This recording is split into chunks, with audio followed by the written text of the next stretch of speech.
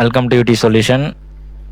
டெஸ்க்டாப்போட hard disk external கேசிங்கை பற்றி பார்க்க போகிறோம். அப்புறம் லேப்டாப் எல்லாமே பற்றி பார்க்க போகிறோம். ஒன் பை ஒன் பார்க்கலாம். இப்போ டெஸ்க்டாப்போடைய ஹார்ட் டிஸ்க் கேசிங் பார்க்க போகிறோம். ஸோ இதுவும் 2.0 தான்.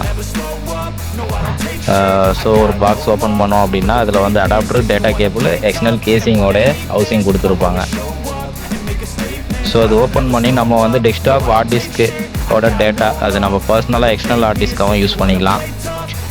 இது எக்ஸ்டர்னல் ஹார்ட் டிஸ்க் வாங்கினீங்க அப்படின்னா 1 TB 2 TB எல்லாம் எக்ஸஸாக போகும். அது தனியாக ஹார்ட் டிஸ்க் வாங்கிட்டு இந்த மாதிரி கேசிங் தனியாக வாங்கிட்டோம் அப்படின்னா நம்மளுக்கு காஸ்ட் கொஞ்சம் கம்மியாக இருக்கும். ஸோ எக்ஸ்டர்னல் கேசிங்கில் இப்போ நம்ம வந்து டெஸ்க்டாப்போட ஹார்ட் டிஸ்க் எப்படி ஃபிக்ஸ் பண்ணுறதுன்றதை பற்றி பார்க்க போகிறோம். டெஸ்க்டாப் ஹார்ட் டிஸ்க் வந்து நம்ம அப்படியே ஸ்லைடில் வந்து ஸ்லைட் பண்ணி லாக் பண்ணிக்கணும். லாக் பண்ணிவிட்டு ஸோ அதில் 2 விஷயந்தான், ஒன்று பவரு, இன்னொன்று டேட்டா. இது லேப்டாப்லாம் போனால் நம்மளுக்கு பவர் தேவையில்லை. ஸோ அதில் வர 5 வோல்ட்டே போதுமானது. ஸோ டேட்டா கேபிள் கொடுத்துருக்காங்க, பவர் கேபிள் கொடுத்துருக்காங்க. நம்மளுக்கு பவர் கேபிள் வந்து இன்புட்டு 230 வோல்ட் அது மாதிரி வரும். அவுட்புட் வந்து 12 volt 2 amp. So 12 volt DC 2 amp. So அதுதான் இன்புட். ஸோ நம்ம கனெக்டர் பார்த்தோம் அப்படின்னாலும் பவரு, டேட்டா, அப்புறம் ஆன் ஆஃப் கண்ட்ரோலர் அவ்வளோதான் கொடுத்துருக்கோம். ஸோ அதை நான் உங்களுக்கு இப்போ கிட்ட காட்டுற பாருங்க.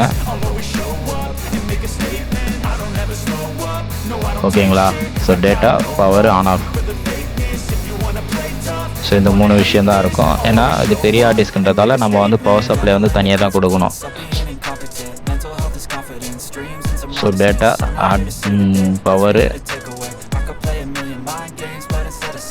ஸோ இதுவே போதுமானது. இதுவே எக்ஸ்டர்னல் ஹார்ட் டிஸ்க்காக வாங்கினீங்க அப்படின்னா 1 TB 2 TB வாங்கினீங்கன்னா அது எக்ஸ்ட்ரா ஆகும். இதுவே தனியாக ஒரு ஹார்ட் டிஸ்க் வாங்கிட்டு இந்த மாதிரி கேசிங் யூஸ் பண்ணிட்டீங்கன்னா காஸ்ட் ரொம்ப கம்மியாக கிடைக்கும்.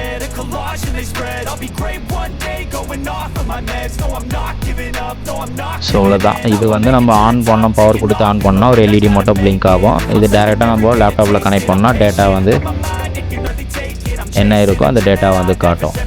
ஸோ இதுவே கனெக்ட் பண்ணி நம்ம பேக்கப் காக்க கூட வச்சுக்கலாம். ஓகேங்களா? ஸோ இப்போ செகண்ட் வந்து லேப்டாப் ஹார்ட் டிஸ்கோட கேசிங், எக்ஸ்டர்னல் கேசிங் பற்றி பார்க்க போகிறோம். ஸோ இது வந்து ஒரு லேப்டாப் ஹார்ட் டிஸ்கோட எக்ஸ்டர்னல் கேசிங். இது டிரான்ஸ்பரண்ட்டாக இருக்கும். நிறைய டைப் வரும், அதில் இது ஒரு டைப். ஸோ இது வந்து ஒன்லி டேட்டா மட்டும் போதும். டேட்டாவும் கேசிங் மட்டும் இருந்தால் போதும். அதாவது பவர் தேவைப்படாது. ஏன்னா அதில் வர 5 வோல்ட்டு, யூஎஸ்பியில் வர 5 வோல்ட்டு இது போதுமானது. இதனோட இன்புட் 5 வோல்ட்டு தான்.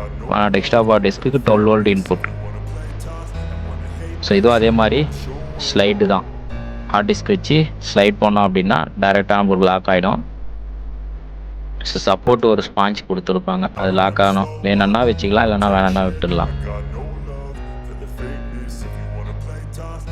ஸோ இதோ லாக் பண்ணிவிட்டு இந்த மாதிரி ஹார்ட் டிஸ்க்கும் நம்ம எக்ஸ்டர்னல் ஹார்ட் டிஸ்க் வாங்காமல் இந்த மாதிரி ஒரு ஹார்ட் டிஸ்க் வாங்கிட்டு கேசிங் மட்டும் தனியாக வாங்கிட்டு கனெக்ட் பண்ணிட்டோம் அப்படின்னா நம்ம என்ன ஹார்ட் டிஸ்க் தேவைன்னாலும் எமர்ஜென்சிக்கு ரிமூவ் பண்ணிவிட்டு கனெக்ட் பண்ணி அதில் இருக்க டேட்டாவை காப்பி பண்ணிவிட்டு அது மாதிரி யூஸ் பண்ணிக்கலாம்.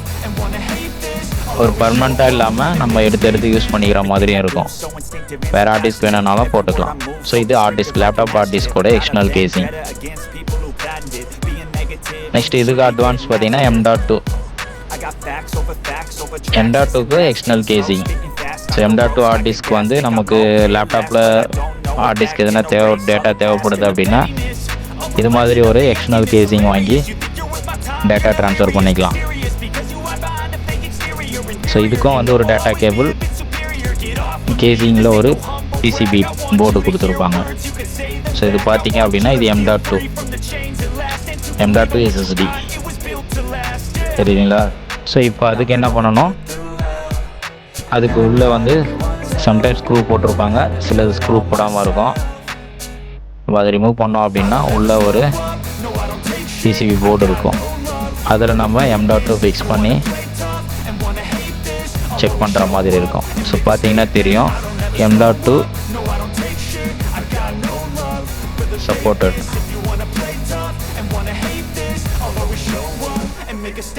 ஸோ எப்படி லாக் பண்ணுறா அப்படின்றத உங்களுக்கு காமிச்சிருக்கேன். கரெக்டான பொசிஷனில் வச்சு லாக் பண்ணணும். தப்பாக வச்சிட்டோன்னா பின்னு டேமேஜ் ஆகிடும், அப்புறம் டிடெக்ட் ஆகாது.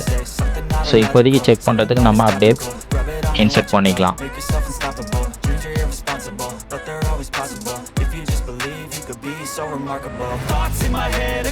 ஸோ இது வெளியே ஸ்க்ரூ.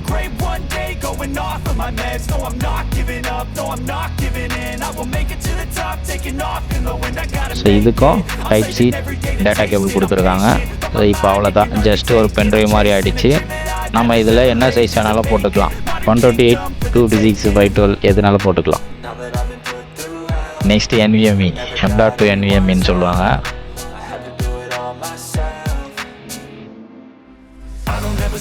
ஸோ இந்த போர்ட்டபுள் டிவைஸ் பார்க்க போகிறோம்.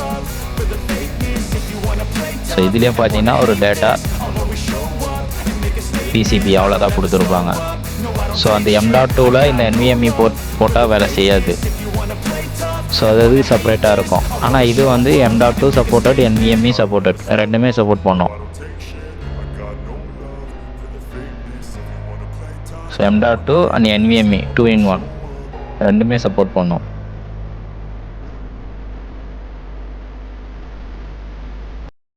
ஸோ M.2 ஃபிக்ஸ் பண்ண மாதிரி தான் இதுவும். ஸோ அதில் பிசிபி இருக்குது பார்த்தீங்களா, அதிலே வச்சு அப்படியே லாக் பண்ணிக்கணும். இதில் பார்த்தாலும் நம்மளுக்கு NVMe அப்படின்றது எங்கேனாந்து மென்ஷன் ஆகிருக்கும்.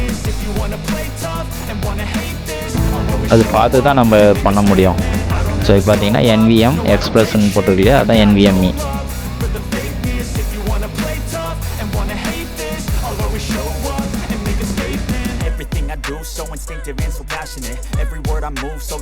ஸோ இதை லாக் பண்ணிவிட்டு நம்ம ஸ்லைட் பண்ணிட்டோம் அப்படின்னா க்ளோஸ் பண்ணிவிட்டு பென்ட்ரைவ் மாதிரி யூஸ் பண்ணிக்கலாம். இதுலேயே நம்ம என்ன சைஸ் தேவையோ அதை போட்டுக்கலாம். 256, 128, 1TB, 512 எது வேணாலும் நம்ம போட்டு யூஸ் பண்ணிக்கலாம் பென்ட்ரைவ் மாதிரி.